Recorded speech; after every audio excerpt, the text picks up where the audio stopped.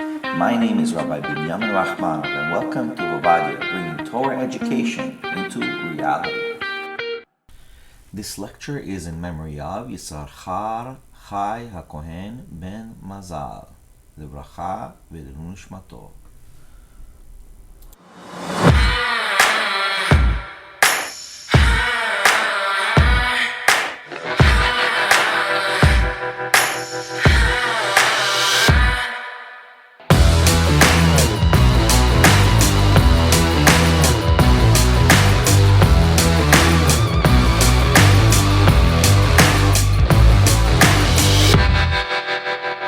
Please, everybody, have this in silent, your phones, right? No problem. Please, b'vakasha, because it's recorded. No more questions. Okay, questions after the shiur. This shiur was prepared, even though you don't see it written down, but it was prepared in research and mind. We're going to go through many points. The shiur was about the story of Purim and how the story of Purim defines and shows relationships. Now, relationship, Rabotenu, is, first of all, this is Rufua Shlema, Yisachar Hacohen, Yisachar Hai Hacohen ben Mazal, Shiur Rufua Shlema, that he should have Rufua Shlema, Arichut Yamim, Bracha v'Tzlacha to him and his whole family. Amen. So the first thing is about relationships. A person doesn't realize that he has and she has a relationship the moment that they're born. That relationship is between themselves. The key word is themselves. You first have to understand there's a relationship between you and yourself. That means you, what you think of who you are, and what is your true self. In this level, we know this relationship to be self-aware. This is a gear of a characteristic trait that everyone has to have, being self-aware. So the человек знал who he is himself. This is a lifetime achievement. So when all these great actors get a lifetime achievement award, for what? For being the best liars in the world and the best movies in the world. That's what their lifetime achievement award is. What is your lifetime achievement? That you can go before Hashem and say, Hashem, I have done the best to be aware of my condition. There's a famous psychologist named Jordan Peterson, which I'm reading his book right now. Very famous person. He's Canadian. He has written in his book, secular man, he said the greatest level of joy is not happiness, is joy, meaning enjoying what you do. If whatever field you are in business, you enjoy it. You take it and you learn to embrace it to be part of your life, and that's your enjoyment. It says the greatest joy a person can ever achieve in his life is the search of the divine. What does the word divine mean? Search of God. So at the same time, when a person is born, he has his relationship with himself. He also has the relationship between him and God himself. So at that moment, every Jew, every human being has a relationship between himself, and then the relationship, and then it turns out to be between him and God himself. That is his first relationship. That is his first relationship. His second relationship, Rabotenu, and there's a reason why I'm going in this order, is the second relationship is now each man, each woman, has a relationship, their first wife. Who is their first wife of every man and woman? Shabbat. Shabbat is the main Jina, the main wife of every single Jewish person out there. Shabbat is the gift that Hashem gave us as a wife. He says, listen, this is my daughter. All the Jewish people, I'm giving you my daughter for you to marry. And every Shabbat, you have to give her respect. Chas v'chalila, those who have girls, if a guy comes for your daughter, and the guy becomes very chutzpah, doesn't dress properly, dressed like a pushtak, like a person who just came from a homeless shelter. Are you going to give your daughter to this guy? Chas v'chalila. So the way you accept the Shabbat gives you back. Simple fact. There's a midrash, a halakha that says the way you have your house set for Shabbat, automatically that will be defined the next Shabbat. You have to break that relationship, be aware that you're not doing the Shabbat right, and then establish this Shabbat for the next Shabbat. The next relationship is not just Shabbat, is now husband, a man and a wife.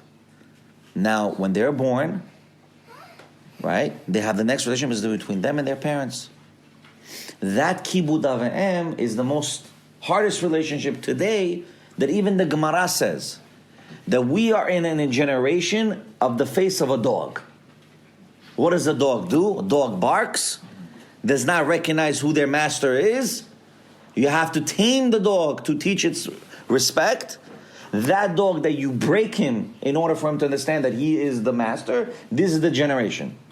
That we live in a generation, there's no more a society that you can say and talk to intellectually. Like, for example, when the time of Rambam, the time of Aristotle, these times, whether they were good or bad, whether it's bad philosophy, good philosophy, the philosophical age of that time was open. Everybody was coming to learn, to understand. The famous Greek library was books or manuscripts of thousands and hundreds of thousands, which all burnt out. Philosophy that was the age. So that relationship between our generation, that's the hardest relationship to deal with. Then eventually a person gets married. Right? Skip to the marriage part. When a person gets married between husband and wife, they say when there's shalom bayit, which I'm going to define what the definition of shalom bayit means. When there's shalom bayit, all of a sudden what happens? They say if there's shalom bayit, Shekhinah rests. Right? That's what they said. The Shekhinah, Hashem gives the entity of His creation, the most powerful thing, which is called Shekhinah, which is a different lecture in itself. What is Shekhinah in itself? Rests in the house. So what kind of relationship that means? It seems to be it's a triangular relationship. That means you have ish, isha. So you have man and wife, husband and wife, wife and husband. And the relationship is God is in the triangular form. This is a very common mistake. There is no triangular relationship, Rabbeinu. It's a square relationship, which means what? You have a husband and wife, which we already said. The first relationship that they get married into, she already has to be self-aware. He has to be self-aware. That self-awareness is also understanding that Shabbat is my wife. And the wife understands, the woman understands that Shabbat is her wife. And now who's the relationship between her and God, between husband and God? And now when they're coming into this joining together of a marriage, their relationship is between her and God, him and God comes down to both of them, and that's the Shekhinah resting. It's not a triangular relationship that a woman needs the husband to bring the Shekhinah, and the husband needs the woman to bring the Shekhinah. The reality is they both need to be aware for the Shekhinah to come down. That means it depends how you gear yourself in your own life. Once you realize that the relationship of Shabbat, God, is preceding the relationship between husband and wife, then you have shalom bayit. Now let me explain to you what the word shalom bayit means. In halakha, in the first words of Shulchan Aruch, we have the concept of what? That a person is not allowed to say the word shalom to his friend before prayer. Why are you not allowed to say the word shalom before prayer? Because there's a midrash that says there's 70 names to Hashem. And they list the names. One of the names of Hashem is shalom. So before you can establish a bayit, you have to have first shalom in the house. Who is shalom? God. Shalom bayit. That means without a concept that you as a self-aware woman and man are aware to your failures, your pluses, your minuses, that you have this relationship between God. You take his daughter, which is Shabbat, you bring her into your home, And then the husband does the same thing. Now, what did you do? You both did the same concept. You both did the same goal. And now you have that relationship between husband and wife, and now you can bring the Shekhinah down. It's not because, I got married, Shudak, Shekhinah, Buit, Isiyani, Budu, argue with my wife. If I don't argue with my wife, or my wife doesn't argue with me, that's it. Hashem is going to be there. You know, that's not what Hashem wants.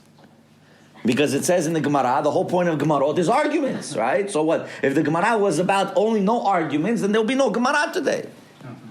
So the point is that you have to argue in order to come out to the reality and the conclusion of the things. Without argument, without discussion, you never conclude anything. So the relationship is what?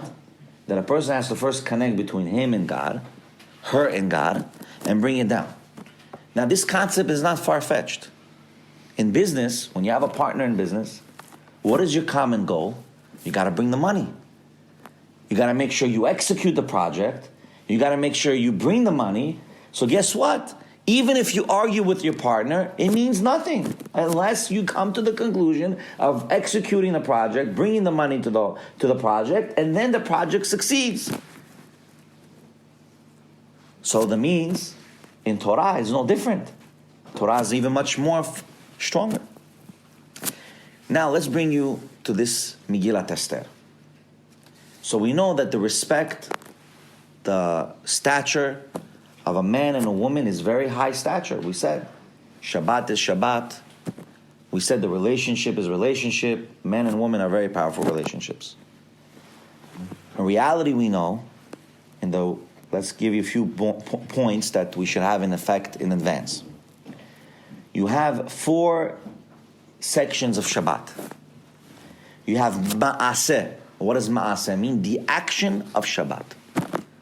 That you get up, you do the physical cooking, you do the physical preparing the Shabbat, you do the shopping, you do the cleaning, you prepare the house for Shabbat. Because your Kala, your wife, which is Shabbat, is coming to greet you. She's coming to your home. You're greeting her to your home. Your Kala goes to work for 6 days, she comes back on Shabbat to your home, to each and every Jewish home.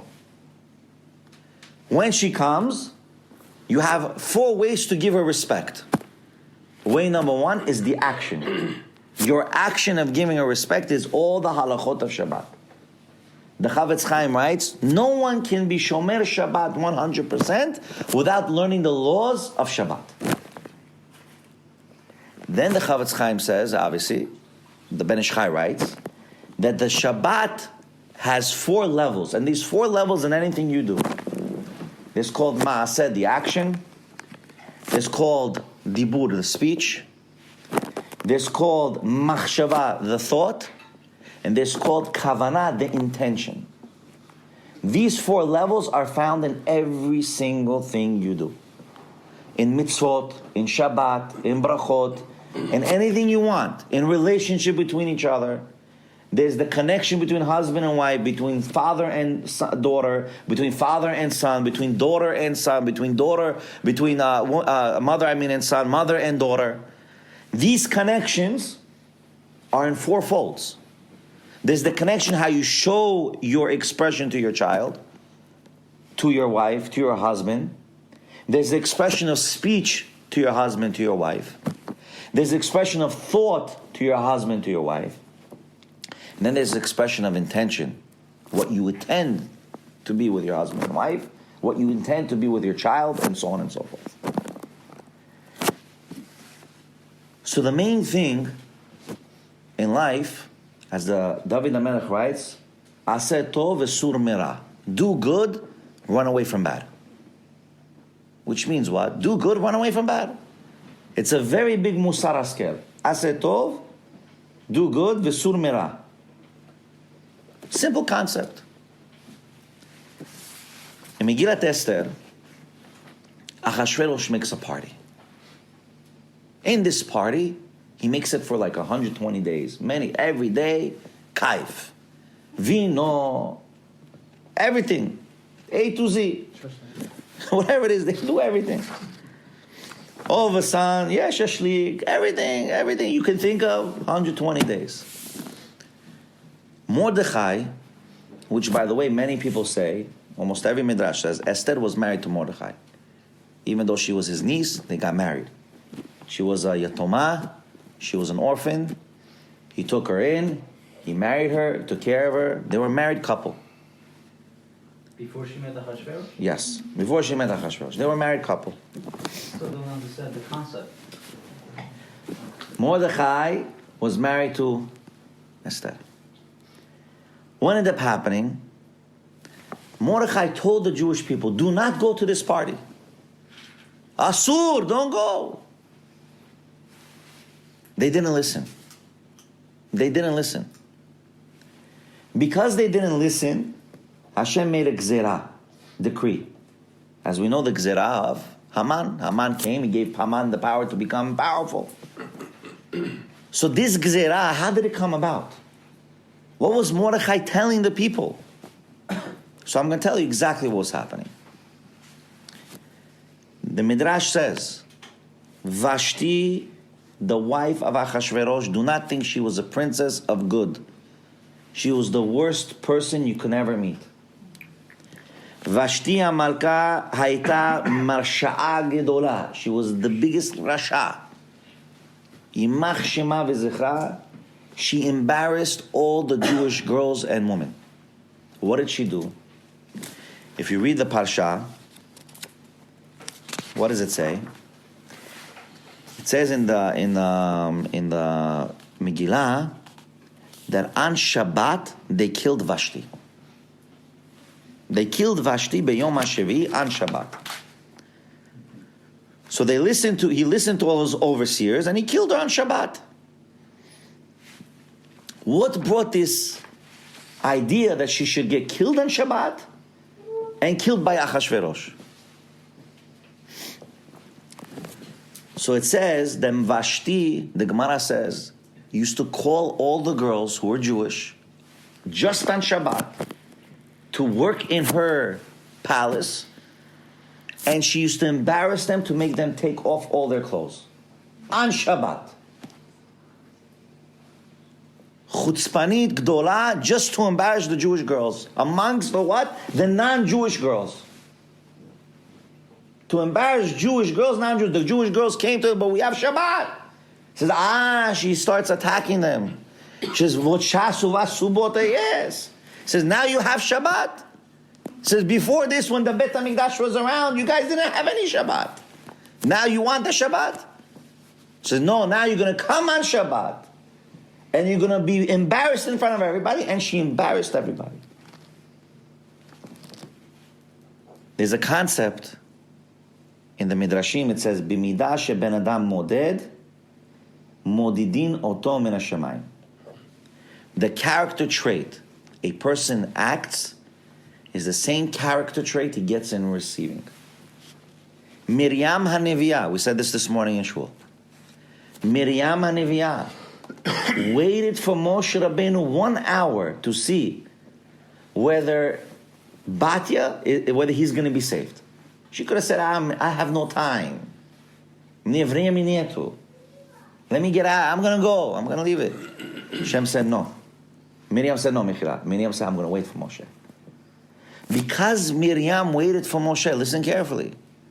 When she spoke Lashon Hara about Moshe Rabbeinu, about the involvement between his relationship between him and his wife Tzipporah, Hashem punished Miriam.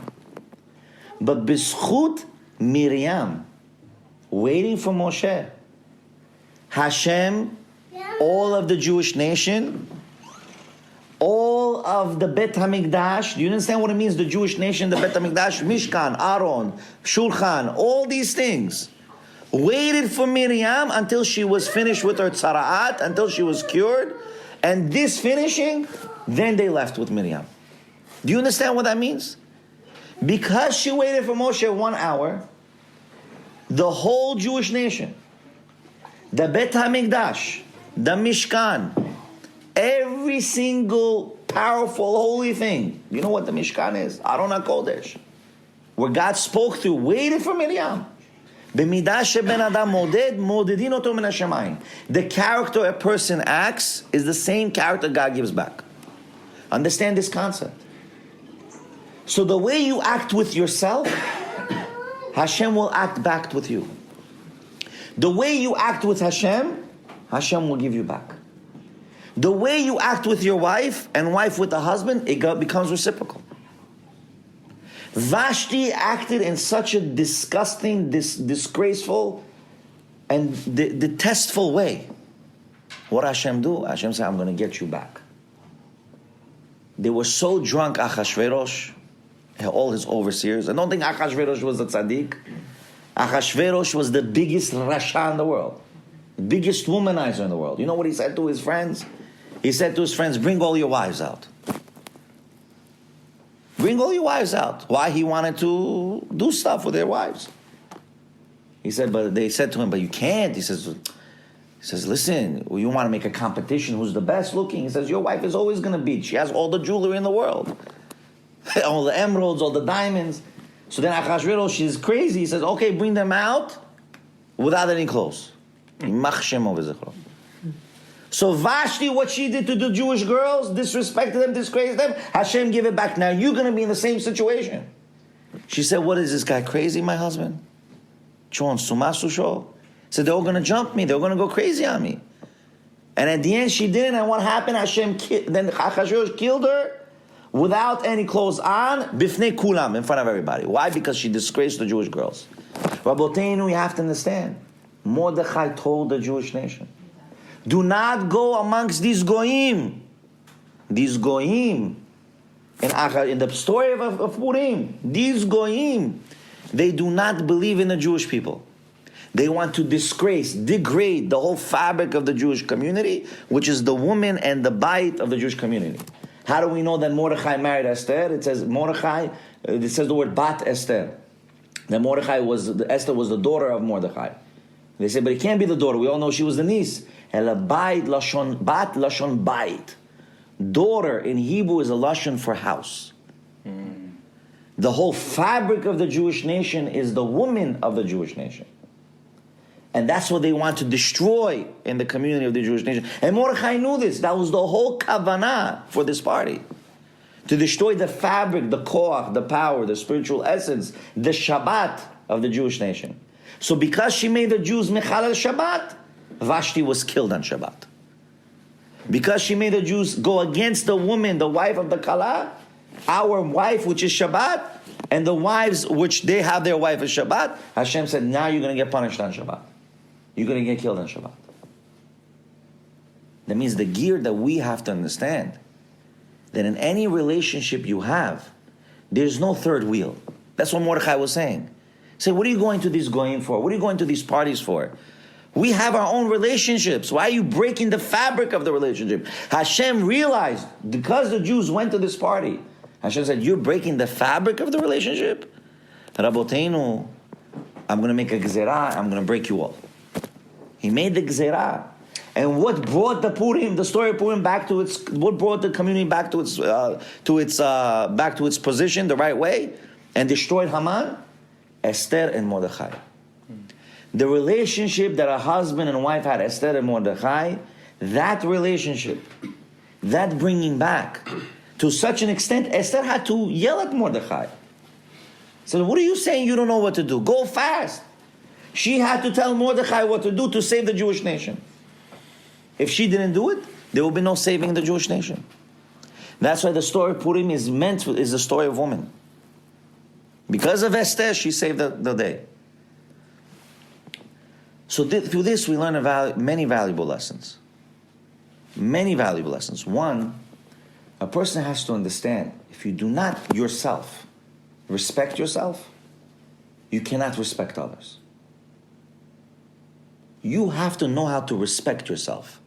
What does that mean, respect yourself? Today we live in a world of social media, right? Do you think it's respectful for yourself to take 1 million pictures of yourself? The Ben Ish Chai himself, by the way, never took a picture of himself, one picture he had.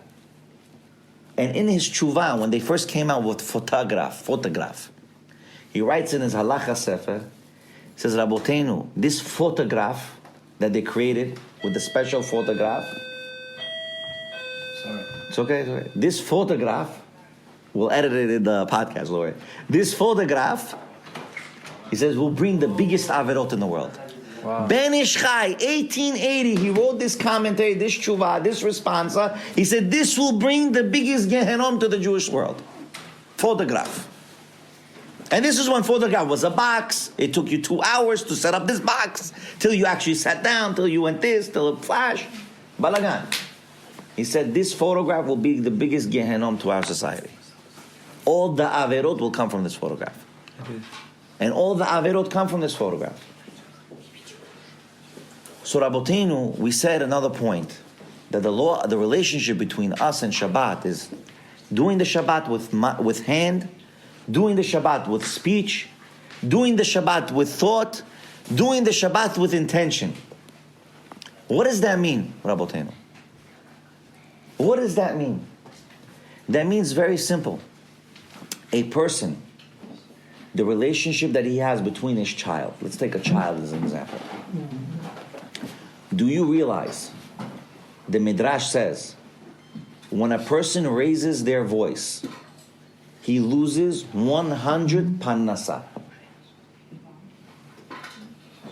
When a person gets angry, they lose 100 parnasa. Why? So it's known, I don't know if you ever heard this concept in science, in medical world, it's called noise pollution. What does it mean, noise pollution? That depending how much noise you hear around you, you don't even know it, it pollutes your brain. Sound can pollute your brain. Dibur has such a power that a tree and a plant cannot grow without positive speech. So when it says in halakha that on Shabbat, your speech on Shabbat should be for Shabbat, what does that mean? That means, imagine you're with your wife or your girlfriend before you got married, right? How you were so careful to speak and say anything that you can say the right way. Just imagine that. Everybody was very careful before they got married. After they got married, everybody forgets. But before marriage, everybody remembers how to speak. No, you got to be careful. Maybe silence is the best way to go. You don't have to say anything, right? What ends up happening? Person doesn't realize. Shabbat, your wife, which is Shabbat, is there. That because Vashti embarrassed the Jewish girls on Shabbat, she got punished on Shabbat. That means the wife of those girls, which is Shabbat, said, Ma pitom, you going to go against my husband, all my wives? With all these girls, they're my husbands, the Shabbat is saying. So you're going to go against all of them? I'm going to go against you. And she lost. One of the biggest lessons that we maybe are missing is the next relation, father and daughter. Sorry. Why did Vashti lose in such a level? They say her father, because Vashti was the real queen, the real princess. Achashverosh was a homeless guy from the street who married her, who sooth-talked her, seduced her to be his wife. They say her father, Belshazzar, when they went to the Bet HaMikdash, they took all the vessels of the Bet HaMikdash, like you have the certain special forks and spoons for the korbanot and the mizbeach. He took those spoons and forks and used it for his horses. Her father. B'midah sheben adam moded modidin oto. The way a person acts, Hashem gives it back. Because he disrespected the holy vessels of the Bet HaMikdash, there is no holier vessel than a person's daughter. There's no holier vessel than a person's daughter. Because he disrespected the vessels of the Bet HaMikdash, Hashem says, I will embarrass your own daughter in public. You disrespected my home, I will disrespect your home. That's what happened with Belshazzar. That means the value that a person has to understand. Sur Merah, you have to run away from the bad. But remember, don't disrespect what you have. So remember that a person in his best relationship is ultimately how he acts himself. If a girl and a husband, a father and a daughter, if the whole dynamic of relationships in general, people know that the performa and success of relationship is first started with your own self, then any relationship between each other will always survive and will always succeed. But if you think that your relationship can be filled by someone else, by your wife or by your child, you already failed. Because it's like Jordan Peterson writes in his book, he says, you have people who, let's say, need medication. They need to take medication every day. They won't take it. But their dog that they bought, he will make sure that his dog gets his medication every day. He will forget. He says, I don't want the medication. Why? Why is it that the dog, he will give the medication every day? But when it comes to himself, he will not take the medication he needs to take every day. So you know when he answers? So he gives a whole Megillah over there, but I'm going to give you in short what he says. He says the reason why he will give his dog the medication every day and not himself is because people by nature are afraid to be aware of their failures. If people by nature will be aware of their failures and shortcomings, they will already know how to have a relationship with their wives and the wives with the husband. There's ultimately not one sefer that I read that says that if a person ignores his own failures, ignores his own minuses, that he will be able to have the best relationship with someone else. Whether you're a wife or a man, it doesn't make a difference, woman or man. Remember one thing, and I always tell to this, a woman is a woman, a man is a man. A woman should not expect to be the man, and the man should not be expected to be the woman. Biologically, we're not different. We're very different. For you to understand another fact, women are known to have ability to handle stress better than men. Men are not capable. And the reason why Hashem gave those qualities is because, as we know, Isha is Bait. Bat is Bait. Ben is not a Bait. They're not the home. They're not the house. They're not the foundation of a family. And of course, the foundation of a man and a wife is Shabbat. When a person can have in his mind something that you don't see and have a relationship with something you cannot see, automatically you'll be able to have that relationship with someone that you could see. Now, what happens in social media today? You're not having a relationship and communication with the person, Aboteno. This phone that you have here, you're having a communication with the phone. You're talking with a phone. Can you imagine if today I start talking with this cup? Hello, how are you? You're going to think I'm crazy, right? What's going on? I'm talking to a cup. But I can hear you through the cup. You're going to think, I'm talking to the cup.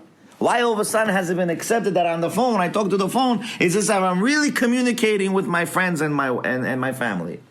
Yes, if you go to overseas, it's good to have a communication. It's meant to be a subsidy to your life, not the main interaction with your life. I guarantee you, I can have more conversations with people today with text messaging than actually sitting with them, because they don't want to come sit with you anymore. No one wants to hang out with anyone anymore. No one wants to come to people's houses and chill and enjoy each other's conversation anymore. What do? I call your phone, 1, 2, 3, I have no time, I close the phone. And then I explained to you another fact about Teinu. How many people here wrote a book? Wrote a book? Wrote a book. Did anyone write a book? I wrote time. You wrote a book? Baruch Hashem. How long did it take you to write a book? It's a children's book.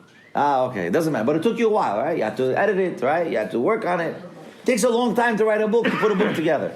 Why does everybody think when they're writing text messages that they can write a whole Megillah and everybody's going to understand them? Without proofreading, without going through the information. What is going on here? Rabotenu, the problem in relationships is dibur, the second level. Writing is an extension of mind and an extension of speech. But when you write, you limited your speech and limited your mind. Why? Because in 5 lines, you can only write so much. But when you actually speak to your wife, and when your wife actually speaks to you, not the text, right? The text cannot be your primary way of discussing with your wife. Speech and audio has to be the main discussion. Why? Because let's say you didn't understand what your wife said. You could say, what do you mean? And let's say your wife doesn't understand what you say. You say, no, what are you saying? So you have to explain it differently. You have that ability to interact. But what happens is, in today's society, what are you doing? You're training yourselves to have and I can say this, Raboteno, maybe many of you can also say this, because I grew up without a phone. There was no phone in my existence when I went to high school, elementary school. I didn't even have a phone. I only started a phone 2006 or 5, I don't remember. That means, what is it to teach you, Rabotenu? A person needs to understand this phone is not a primary goal in life. It's a tool. It's a method of communication when you cannot communicate any other way. But it's not a method of relationship building. Relationship building is talking to each other one-on-one. As it says in the Gemara, and we'll conclude with this piece of Gemara, and we'll take questions. When two people, chavruta, we already established the whole concept of relationship. That means even two people are learning together, chavruta. They have a relationship with God, they're self-aware, they have all the dynamics I mentioned to you right now. When two people learning together, bechavruta, it says the Shekhinah comes down. When there's a chabura of people learning, the Shekhinah comes down. Why? Because there's interaction one-on-one. Hashem created his iPhone. You know what that iPhone is called? Sason, Binyamin, Yura, Boris, Avner, Shalom. You're all his iPhones. That means you're all his creation. And he created you a method. Lashon, Dibur. Why all of a sudden you're substituting with a stupid iPhone? Go sit with your wife and talk. Your wife should sit and talk with your husband. What are you guys wasting your time? Same thing with your kids. Destroy the freaking iPhone. Even the goyim are now realizing there's a new feature on the iPhone called screen time. You know what screen time is? Where I can create on my phone limitation. That more than 2 hours the phone cannot be used. That means after 2 hours the phone is used, Nigmar phone shuts down. And you can create a password. They did it for their kids. They realize, oh my God, my kid is becoming crazy with this phone. Oh, he's becoming dumb. Right? So they all of a sudden they wake up. The goyim all of a sudden wake up. But already in Yeshiva and Eretz Yisrael, they said, stay away from social media. I'm not saying stay away from social media. But I'm saying, just like you have a knife that you can chop nice, fruits and vegetables, that same knife can kill someone, God forbid. So I wish everybody bracha v'atzlacha, panasa u'briut. May God bless everybody.